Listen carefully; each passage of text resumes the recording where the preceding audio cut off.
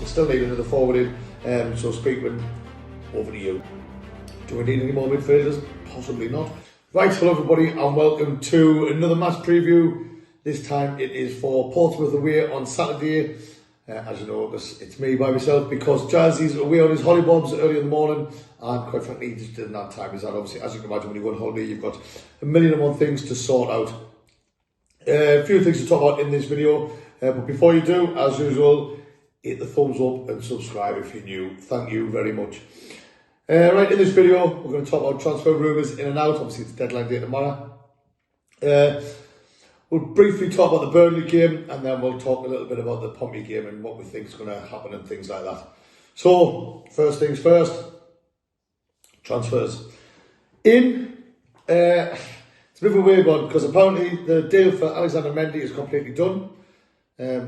That's what they're saying. He's staying at Cannes and we're not with him anymore. We've also apparently withdrew our interest in Tom Cannon. One, I can say I'm not bothered about that one because I never wanted him anyway. Leicester want to get at least the full money they paid for him, even though he hasn't done anything to increase his value, if you know what I mean. But apparently we're out of the running for Cannon. Mendy's deal is off, but like I say, we've still got just over 24 hours of the window, so anything can happen. But apparently Roko Simic, the striker also who we were linked with, he's now heavily linked with Cardiff, so I don't know what's going on there. So pretty much all the strikers we've been linked with we're now out of the running for. So speak when you need to get something done in the next 24 hours. Two players we have been linked with. Salas Abdul Samed. He's a Ghanaian midfielder. This is on a loan deal. He's 24 from RC Lens. He's been training with the reserves there. He played nearly every game. I played the majority of games last season for Lens. But there's him and a few other players that have had a big falling out with the board, from what I can imagine, of the club. So they're now training with the reserves because they're trying to push out moves. And we're linked with him. He's a midfielder. Do we need any more midfielders? Possibly not. Stats of previous seasons are not great. They're not. I've never seen him play, and they're not in the ins and outs of him because I didn't. But his stats are not great over the last couple of seasons. He's played at a high level though. He's played in the World Cup. He's played in the Champions League. But personally, do we need a midfielder like that? No, I don't think we do. I mean, obviously, if you played for Lens, then Lebris might know a bit about him. But like I say, looking at his stats, I don't think it's someone who should be. And this loan move hasn't even got an obligation to buy you, or it's just a loan.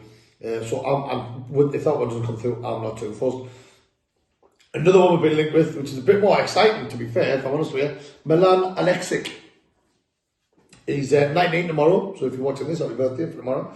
I think it's from Radniki KG or whoever they are, I don't know. He's a Serbian midfielder, and now I know I've just been saying about midfielders and all that. But he's 18 today, 19 tomorrow, and he's made over 80 first team appearances, and he's got over 20 goals in all competitions in those appearances. So he seems very good to the point that Chelsea, Benfica, and other top clubs around Europe have been interested in him. But it looks as though, from what I've read, it looks as though we might have won the race to get him.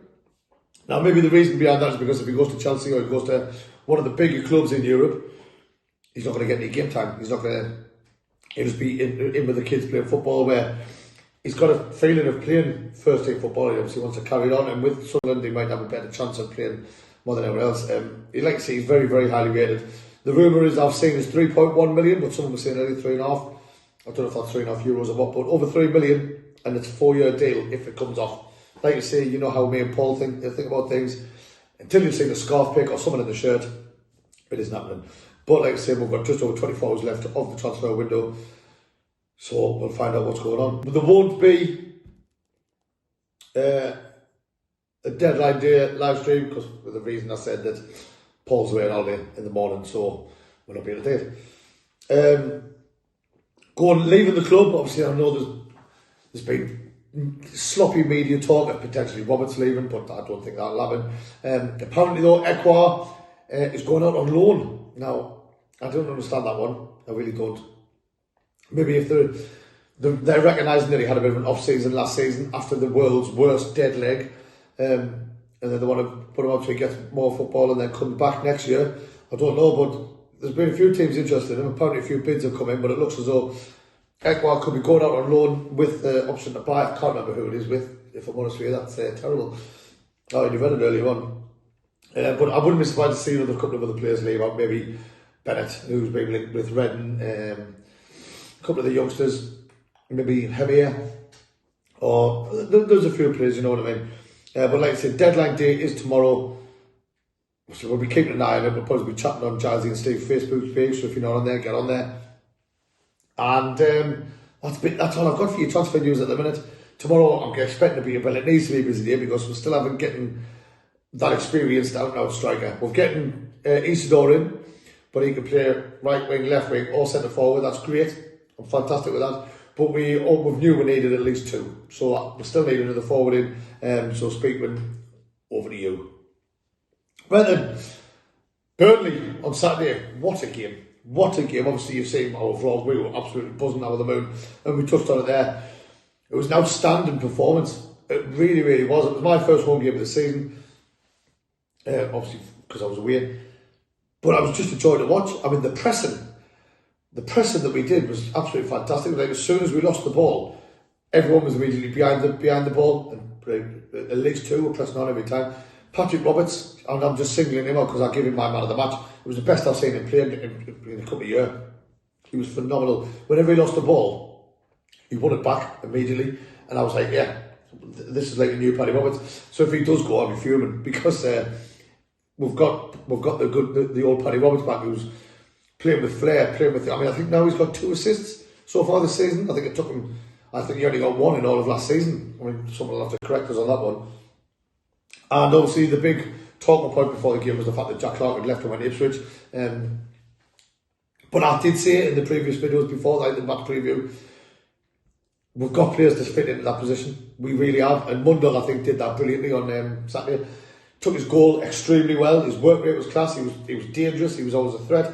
And another thing I liked about Mundell was his defensive duties. Getting back and helping circle out. It was good to see. Yes, there's still a lot of work to do. But the early signs are very positive. And Burnley are favourites to win the league. We've all seen that picture, I think I shared it on the Giants and Steve Facebook page. Patterson during the game, sitting on a stool next to the post having a tab because he hadn't out a day in the whole game. And that's credit to Lebris and the way he's got the team playing. Defensively solid.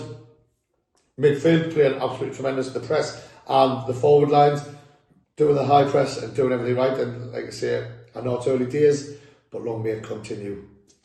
So that brings us moving on to this Saturday's game against our old League One rivals, Portsmouth. Now, we all remember the days, the season when we played them 5 times in one season. We'd never had any animosity before we went to League One, but once we went to League One, we kind of just hated each other. We really did. I don't know if that spouted out from the first checker trade final, where we lost on penalties, and then a bit of animosity in the playoffs, in league matches and things like that. And we all remember good old Mick Hucknall, the Portsmouth fan, who thought he was hard as nails, starting on Luke 09 and League Cannonball. What an absolute muppet. But, yeah, League One rivals, but, you know, we're a bit different now. They've started the season, when they've had 3 draws, 3 games, 3 draws. They drew 3-3 with Leeds, which is a hell of a result, 2-2 with Borough, which is a hell of a result, and 0-0 with Luton. So what I'm taking from that is they're going for it in games, but they're leaving themselves over to the back. So they've made the jump up to the Championship. They'll still have a lot of League One players. Yes, they have made quite a few transfers in, but they're all freebies and loans and things like that, which we know how that fails. They seem to be going for it, so they're playing exciting football for the fans, but like I said, they're leaving gaps at the back, which teams are obviously exploiting, because yes, they're scoring goals, but they're also conceding just as many as they score. But like I say, we don't know, it's still too early to be saying stats, this, that and the other. I mean, they've got 2 players. They've got Christian Sadie, he's got 2 goals so far this season, and Callum Lang, he's got 2 goals there so far this season as well, a bit like us with Mayender and Onai and go on Luke. I'm not going to pretend to know much about any of the players because, like I say, we don't know most of them.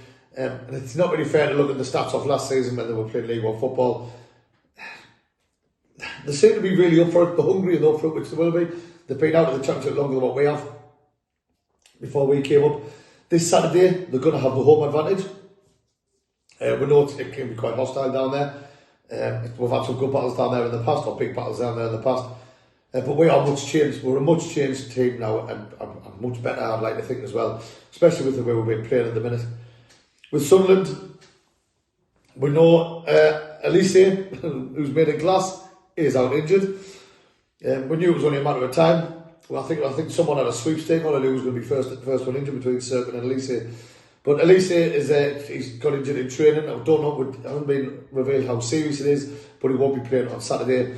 Now, yes, the defensive instruments, we haven't conceded a goal yet, but last game we had the Championship's best centre half on the bench. So for me, that would be a straight swap. Elise out and Ballard in, so we're happy with that one. And as we know, Dan Neil, he's suspended for the two daft yellow cards he got. One for opening his gob, and the second yellow card was for a challenge that didn't need to be done from whereabouts he was on the pitch. So for me, it's just Neil out, Brown in. So it's nice to have that, to be fair, because there's been past times, occasions in the past, if I get my words out, where we've had players injured, well, I think, shit, who we're going to bring in? We haven't got anyone. But it's nice to have that bit of cushion in certain positions where, like I say, at least he's gone, oh, Ballard's in, Neil's out, oh, Brown's in. So it shouldn't affect us too much. Hopefully we'll keep up the same intensity and the same passion of what we've had on the pitch since the start of the season, and hopefully keep going for it. And Reggie LeBrie on the sidelines with his jogging bottoms and his hoodie on, just keep doing what you're doing. Score prediction wise, I don't think we're going to keep a clean sheet this game. We know we're not going to go the full season and keep a clean sheet, but because of the way Portsmouth are going for it and they're at home, I'm going for Sunderland to win still, but I'm saying Sunderland are going to win 3-1. But he's never seen that coming. I don't know what Paul's prediction is. I'm sure he'll edit it in on the bottom of the screen, so he's got his in there. But yeah, it's going to be a tough game. They're all tough in the Championship, and I say this every week. They're all tough. Portsmouth are going to be up for it. They're going to go for it. They're going to remember our rivalry days when we were in League One and things like that. All credit to the fans who's travelling all that way to go down there. But I've still got us down to win this game. You know what I mean? We're playing some fantastic football at this moment in time, on and off the ball, and like I say, it's a joy to watch. The players are full of confidence, and I'm looking forward to watching the game. I really am. So yeah, I'm saying 3-1. Obviously, transfer deadline tomorrow. There's going to be no live stream for that, unfortunately, because Paul's on holiday. Just let there be no live stream for the Portsmouth game. But I will be communicating on the Giants and Steve Facebook page for those of you who care. But that's it. Just a short video. Pompy on Saturday. Can we keep this momentum going? Obviously, we're sitting pretty at the top of the league at the minute, but there's still 43 games to go. I'm still happy. Deadline day tomorrow, vital, with bringing in another striker and possibly another right back and maybe a centre half. Other positions I'm fairly happy with. So I'll talk to some of you tomorrow probably, but if I don't, hit the thumbs up, subscribe if you're new, and let's keep this momentum going. Oh, with the lads!